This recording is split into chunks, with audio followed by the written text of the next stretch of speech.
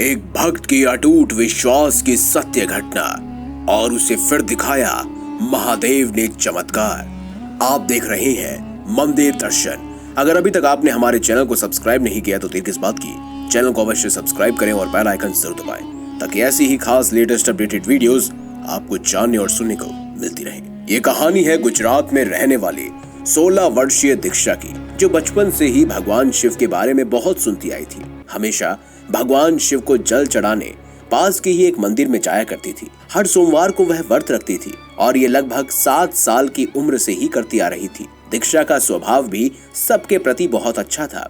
वो अपने आसपास के व्यक्तियों की मदद के लिए हमेशा आगे रहती थी। रास्ते में भी अगर उसे कोई जरूरतमंद दिखाई देता तो वो उसकी मदद जरूर करती। दीक्षा अपने माता पिता और 4 भाई बहनों के साथ रहती थी।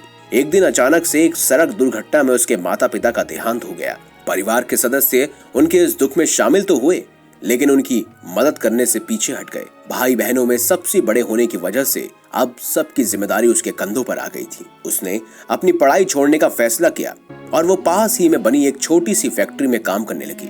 इस फैक्ट्री में काम करके दीक्षा घर का गुजारा किया करती थी। वो थोड़े पैसों से ही लेकिन अपने भाई बहन का ख्याल बहुत अच्छे से रख रही थी। आस पड़ोस के लोग भी उनकी दयनीय स्थिति को देखकर उसकी मदद करते थे।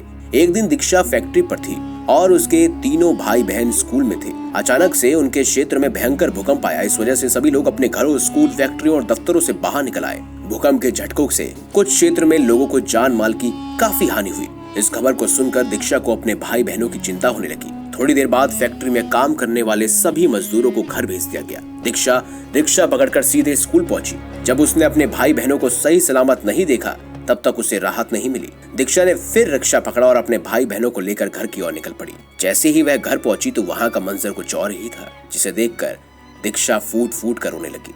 भूकंप के जोरदार झटकों के कारण उनका मकान अब ध्वस्त हो चुका था।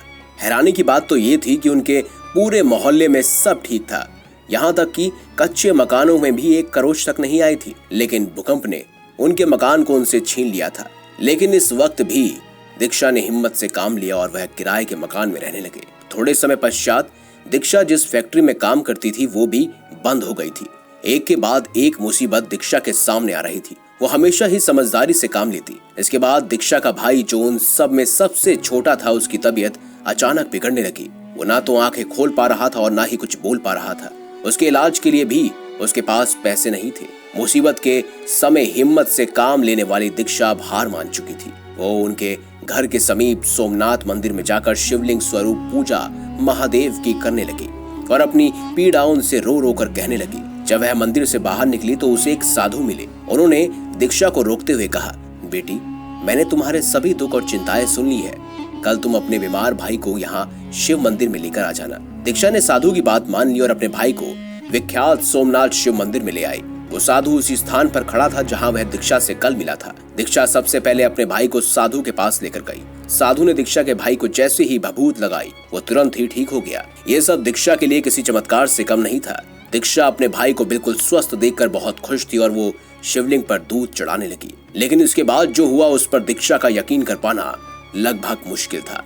जैसे ही दीक्षा ने शिवलिंग पर दूध से अभिषेक करना शुरू किया तो उसने दूर खड़े साधु की तरफ देखा। उस साधु पर उसी दूध से अभिषेक हो रहा था जो दीक्षा शिवलिंग पर चढ़ा रही थी। जैसे ही वह उठकर साधु के पास जाने लगी वह अंतर्ध्यान हो गए। अब दीक्षा प्रसन्न हो चुकी थी। भगवान महादेव ने स्वयं आकर उसके भाई को ठीक कर उसे दर्शन दिए थे। वो महादेव का मन ही मन धन्यवाद करने लगी। आज दीक्षा बताती है कि इसके पश्चात उसकी आर्थिक स्थिति ठीक होने लगी और वो भगवान शिव की और महादेव की कृपा में आज भी लीन है। उनकी पूजा वो आज भी करती है। आपका क्या विचार है कमेंट बॉक्स में जरूर बताएं। वीडियो अगर आपको अच्छी लगी है तो लाइक करें, चैनल को सब्सक्राइब करें और ज्यादा से ज्यादा शेयर भी करें। मिलेंगे अगली बार एक नई खास वीडियो के साथ। तब तक के लिए बहुत बहुत धन्यवाद। देखते रहिए मंदिर दर्शन।